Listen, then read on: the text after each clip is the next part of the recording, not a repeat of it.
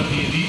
একটা ছোট প্রশ্ন এখানেই আছে এর মাঝে, ধরুন একটাই জামাত হবে, ঘড়ি ধরে ইমাম সাহেব ঠিক একটাতেই ঢুকলেন, উনি যে বসবেন তখন উনি দাঁড়িয়ে থাকবেন, উনি যে দাঁড়ালে আমরাও দাঁড়িয়ে যাবো। ইমামকে নিয়ম হচ্ছে, ইমাম যখন চলে আসবেন, এসে গেছেন, তখন আর টাইম হয়ে গেছে, বসার দরকার নেই, তখন নিয়ম হচ্ছে, এটা মশলা হচ্ছে 5 মিনিট আগে, 2 মিনিট 3 মিনিট আগে এসে ইমাম বসবে, মুসাল্লায় বসবেন, সবাই বসে আছে, ইমাম সাহেব বসবে, তারপর তাকবীর হবে, তখন দাঁড়াবে। ইমাম সাহেব কাজের ব্যস্ত, কাজের দেরি টাইমে, কিন্তু প্রতিদিন এইভাবে করলে হবে না, কখনো কোনো কাজে ব্যস্ত ঠিক টাইমে এলে ইমাম সাহেব দাঁড়িয়ে গেছেন, সেখানে আর বসবেন না, আপনারাও দাঁড়িয়ে যাবেন। হ্যাঁ, কথা বুঝতে পারছেন?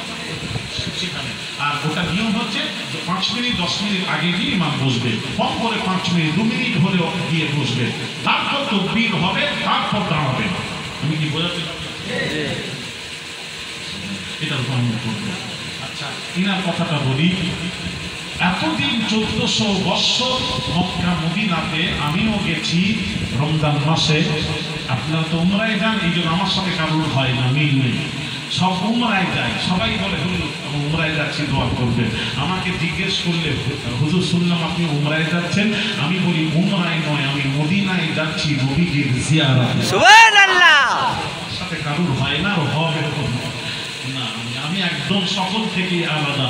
আমি বলছি না আমি যেটা করছি সেটাই করুন, আমার দরকার নেই, যেটা ভালো হয় করুন, আমি বুঝেছি, আমি এটা করে যাব। কি মজা আছে, আমিও বলি আপনার পরে বুঝতে পারবেন, কিন্তু পরে করেন আমি এই জন্য বাজারে ছাড়িনি, বলবো আপনারা তো শুনবেন না, আপনারা তো আপনাদের কাজই করবেন, আমার তো শুনেননি। আমল যদি করেন তাহলে আমরা করি জোর বলা, আর আমরা যখন বলছি আপনারা মজবুত হয়, আমি আসলাম হুজুর ফালতু কথা বলেননি, দলিল দিয়েছেন, তাহলে দলিল মোতাবেক আমরা কাজ করবো, সেও তো কাজ করেনি, তাহলে আমরা বলে যাবো কাজ করবেন না, শুনবেন না, এই কান দিয়ে বের করে দিয়ে, তাহলে লাভটা কি আছে আমার গান? এখন আমি যদি প্রশ্ন করি, এই মসজিদে, এটা মসজিদ তো, এই মসজিদে ঢোকার দোয়া কি লেখা আছে দেখি?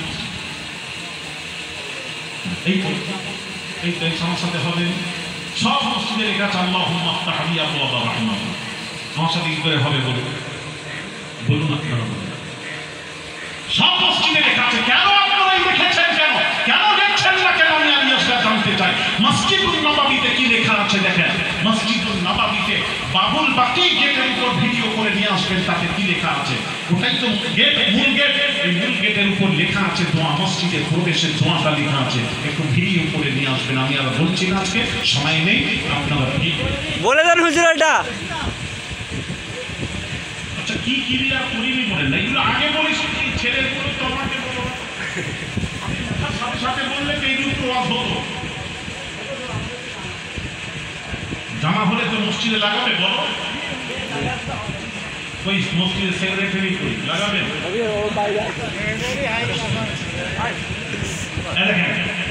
কি লেখা আছে মসজিদুল নববীর দোয়া, একটু বলে দিই, শুনবেন, ভিডিও করে দেখে নেবেন, মিলিয়ে নেবেন কথার সাথে, রেকর্ডিং করুন।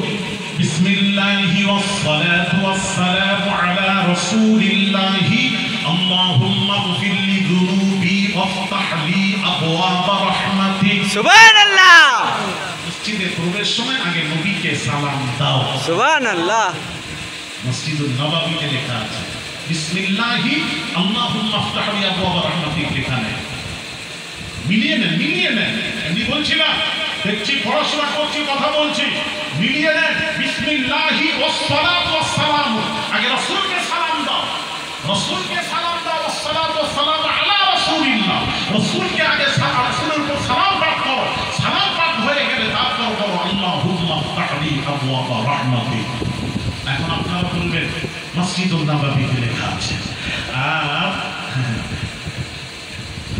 লামাজহাবি ভাইরা আসেন আমার কাছে ডাকছে, আসেন। একটা কিতাব দেখাই আপনাদের, এই যে আপনাদের কিতাব মদিনা মসজিদুল নববী থেকে সংগ্রহ করা কিতাব, এটা ফটোকপি, অরিজিনাল আমার কাছে আছে। অরিজিনালও দেখতে চান দেখে নেবেন, কখনো বলবেন নিয়ে আসবো অরিজিনাল। এটা কি লেখা? হ্যাঁ, সিফাতুল উমরা ওয়া আহকামুজ জিয়ারাতি ওয়া আদাবুহা, আব্দুল্লাহ বিন বাজের লেখা। আব্দুল্লাহ বিন বাজ হলো ওদের হেড হেড হেড ডিপার্টমেন্ট, ও যা বলবে তাই ওটাই ঠিক। উনি কি লিখছেন ওনার কিতাব আরবি, হুবাহু আরবি, এই আরবিতে উনি কি লিখছেন আমি একটু শোনাবো।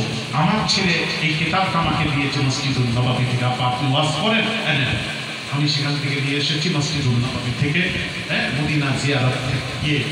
কি লিখেছেন আমি একটু শোনাবো, একটু শোনাবো, শোনাবো, জি জি শোনাবো, জি। হ্যাঁ একটু শুনে নেবো, তোমরা মনে রাখবে, শোনো।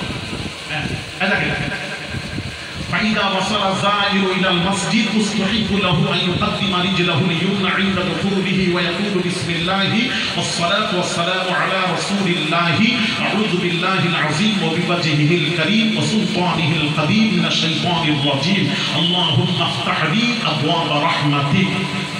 আব্দুল্লাহ বিন বাজ লিখছেন মুস্তাহাব হলো মসজিদে যখন তোমরা প্রবেশ করবে ডান পাটা আগে দেবে।